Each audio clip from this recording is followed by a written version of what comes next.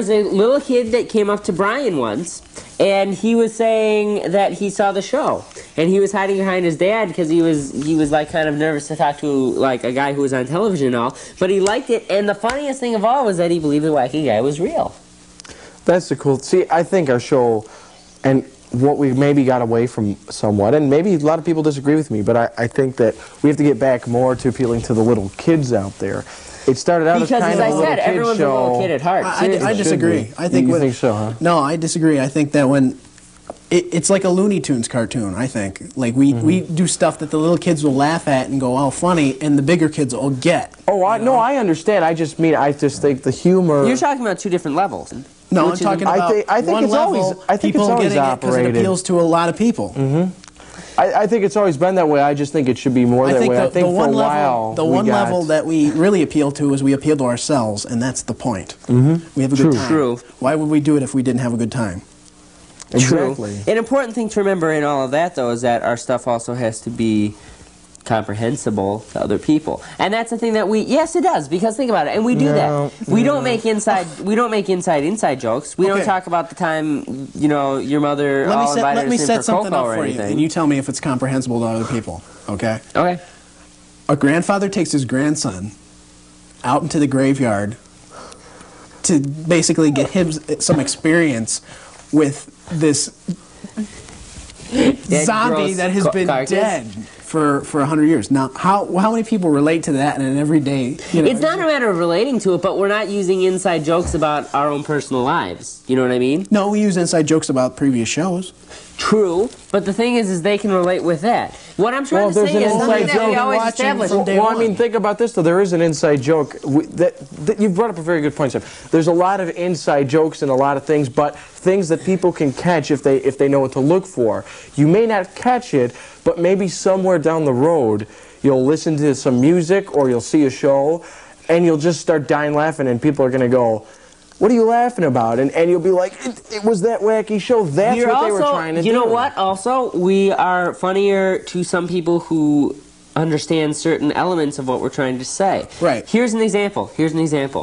People who really are film buffs will appreciate the long movie bits because they go, "Oh, White Zombie, I can appreciate that. It's Bela Lugosi." People in college can appreciate Hookah Bud. But the great thing is, even though there is... It's all inside jokes. And a lot of people that I'm saying these things to, people still won't understand. That's good.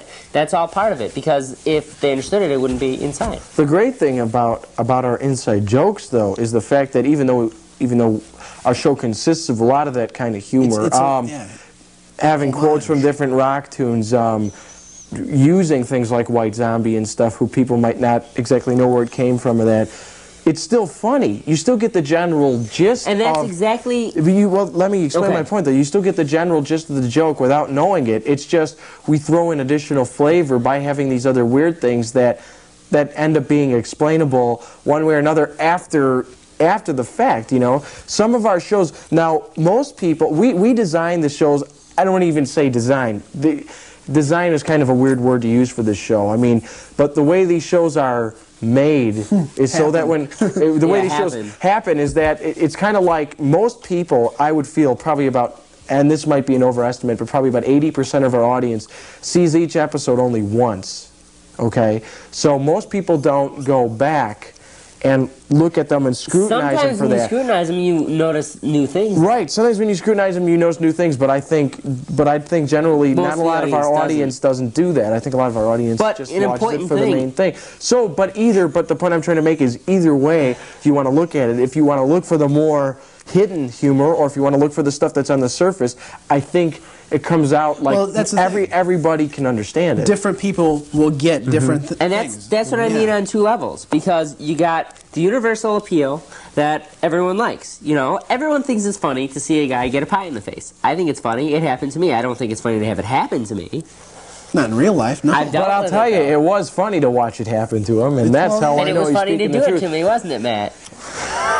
It sure was. You were giggling. You were laughing hysterically. I don't know if giggle is the right one. Where does giggle come from anyway? I don't know, but that's not the important thing. The thing is you were chuckling as you just went, and like smash it to my face. But that's completely different. Explain about the pie. Wait, this is something you have to explain. Explain how the pie felt. Now this thing. Wait, let me. Wait. Like crap. Okay, let me set this up because this is a real outside thing, and if people don't understand this is really funny. And you have to. It's gross. Once you know this, you have to see the actual skit because you have to understand what it's all about. Then you'll understand. You'll understand the whole. There's a real joke behind it.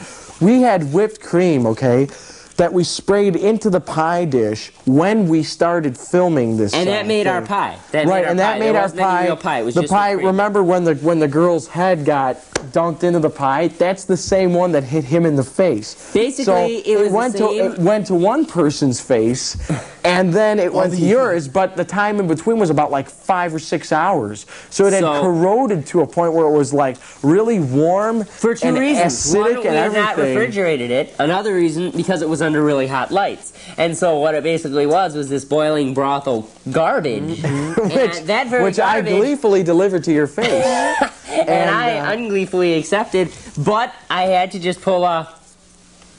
Because what else could my character pull? I was a comic character. I was a straight guy, but even still, I had to take it off with a straight thing. And that's even though you had to go to the hospital after that. What about the differences between the straight characters and like the wacky characters? Because that's what makes Wacky wacky. People have to be able to relate with something in there. No matter how wacky, ridiculous, or obscure, I believe somebody always has to be there in the piece that's normal. That's a straight person. Otherwise, you can't relate with anything. Because then you can relate with that person, and then you can go, that's goofy. See, I just watch the shows, and I think that they're funny. Well, think about something. So, I think that's what most people think. You simple-minded fool, you. There's so much complex goings-on. The best way to look at it is this, okay? Matt and Sam, listen. I'm onto something. Okay, think about this.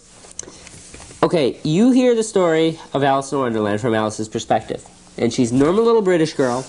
And she's not. In odd surroundings. She's normal enough. She is high on Alice opium. is 10 feet she tall. She is high on opium. She smokes a she smokes a hookah with the caterpillar. She's high. She's not normal.